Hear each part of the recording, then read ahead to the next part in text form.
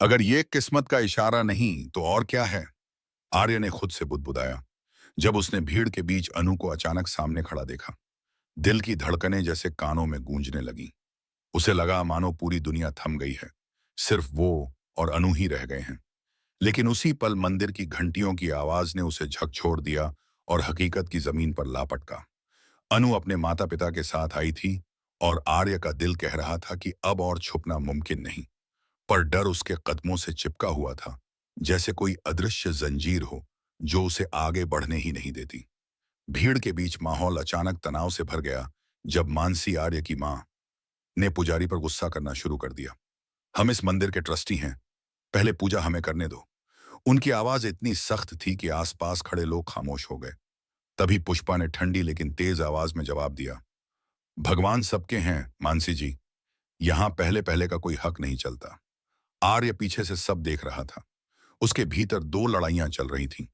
एक तरफ अपने परिवार का झूठा अहंकार, दूसरी तरफ अनु की सच्चाई और मासूमियत। तभी अनायास ही अनु आगे बढ़ी। प्रसाद की थाली हाथ में लिए उसने सबसे पहले आर्य की मां के आगे प्रसाद रखा और उनके पैर छू लिए। मानसी हैरान रह गईं। उनकी आंखें एक पल के लिए भर आईं। उन्होंने अनमने ढंग से कहा, हमारे यहां बेटियां पैर नहीं छूती। लेकिन दिल के अंदर जैसे कोई भूला रिश्ता जाग गया था। आर्य दीवार की ओट से ये सब देख रहा था। उसकी सांसें तेज हो रही थीं। अनु की मासूम आंखें, उसका झुकना, उसका स्पर्श, सब कुछ आर्य के दिल की जमी बर्फ को पिघलाने लगा था। तभी अनु के पिता ने कहा, बेटा सबको प्रसाद बांट दो, हम रसीद लेकर आते हैं। अनु धीरे धीरे सबके बीच घूमने लगी, थाली से प्रसाद बांटती हुई। तभी उसकी नजर उस पर पड़ी। एक हाथ जो बिना पीछे मुड़े आगे बढ़ा था। आर्य ने रंग अपने चेहरे पर इस तरह मल लिया था कि पहचान छुप जाए। पर उसके हाथ का कड़ा अनु की नजर से बच नहीं पाया। उसकी सांस अटक गई। ये वही कड़ा था जिसे उसने कभी आर्य के हाथ में देखा था। उसका दिल जोर जोर से धड़कने लगा। उसने आंखें फैलाकर गौर से देखा, लेकिन तभी उसके माता पिता ने आवाज लगाई, बवे बुआरी, अनु, इधर आओ। उस पल का फायदा उठाकर आर्य वहां से फिसल गया और दीवार के पीछे छिप गया। लेकिन अनु की आंखों में अब सवाल जल रहे थे। क्या वो सच में आर्य था? क्यों बार बार किस्मत उन्हें इस तरह सामने ला रही है? उधर आर्य खुद भी टूटा जा रहा था। उसने आंखें बंद की और मन ही मन सोचा, माता रानी, अगर ये आपका इशारा है तो क्यों मैं खुद को रोक नहीं पा रहा? क्यों हर बार अनु मेरी रगों में समा जाती है? क्या सच में हमारा कोई पुराना रिश्ता है? उसकी आंखें भीग उठीं। उसे लगा कि अब छुपना उसके बस में नहीं है। लेकिन डर, डर अभी भी उसे पीछे खींच रहा था। इसी बीच झंडे ने फोन लगाया। सर, अनु यहां है। वो चिल्लाता रहा, लेकिन मंदिर की घंटियों के शोर में उसकी आवाज आर्य तक नहीं पहुंची। आर्य ने बस इतना सुना, हेलो, हेलो, और फोन कट कर दिया। भीड़, आवाजें, धुआं, आरती की गूंज, इन सब के बीच आर्य का दिल अनु की तरफ खींचता जा रहा था। वो जानता था कि अब बचना आसान नहीं। अनु की आंखें उसे ढूंढ रही थीं और उसका अपना दिल उसे बेनकाब कर देने पर उतारू था। अगर तुमसे नजरें मिल गईं तो मैं टूट जाऊंगा, आर्य दीवार से टिककर खुद से कह रहा था। उसके दिल की हालत ऐसी थी जैसे कोई तूफान सीने में बंद कर दिया गया हो और हर सांस उसे चीर रही हो। अनु बस कुछ ही कदम दूर थी, लेकिन उनके बीच खड़ी थी डर की अदृश्य दीवार। अनु की आंखों में बेचैनी थी। उसने प्रसाद की थाली फिर से उठाई और धीरे धीरे भीड़ को चीरते हुए उसी तरफ बढ़ी जहां उसे यकीन था कोई छुपा है। उसका दिल कह रहा था कि आर्य यहीं है। हर कदम पर उसकी सांस और भारी हो रही थी। आर्य दीवार के पीछे छिपा खड़ा था। उसकी हथेलियां पसीने से भीग चुकी थीं। उसे लगा अनु की आहट उसके करीब आ रही है। उसके कानों में वही आवाज गूंज रही थी, आप मुझसे कभी दूर नहीं जा सकते सर। अनु की पुरानी बात उसकी यादों में बार बार गूंज रही थी। आर्य ने आंखें कसकर बंद कर लीं, जैसे वो खुद को गायब कर देगा। लेकिन दिल कह रहा था, वो तुम्हें ढूंढ लेगी, वो तुम्हें हर हाल में ढूंढ लेगी।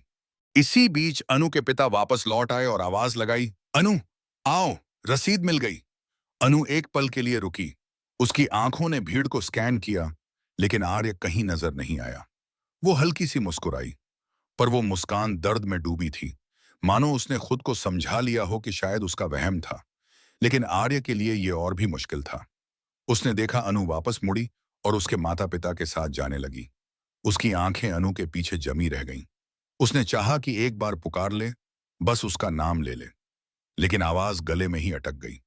तभी अचानक हवा का तेज झोंका आया और मंदिर में जलती आरती की लौ डगमगा गई। आर्य ने उस पल में महसूस किया कि जैसे माता रानी खुद उसे पुकार रही हूं। उसकी आंखें भीग गईं। उसने फुसफुसाया, अगर यह किस्मत है तो मैं कब तक भागूंगा। अनु के कदम धीरे धीरे मंदिर की सीढ़ियों से नीचे उतर रहे थे, लेकिन तभी किसी ने उसके कंधे को हल्के से छुआ। अनु ने पलटकर देखा तो वहां कोई नहीं था। उसका दिल जोर से धड़का।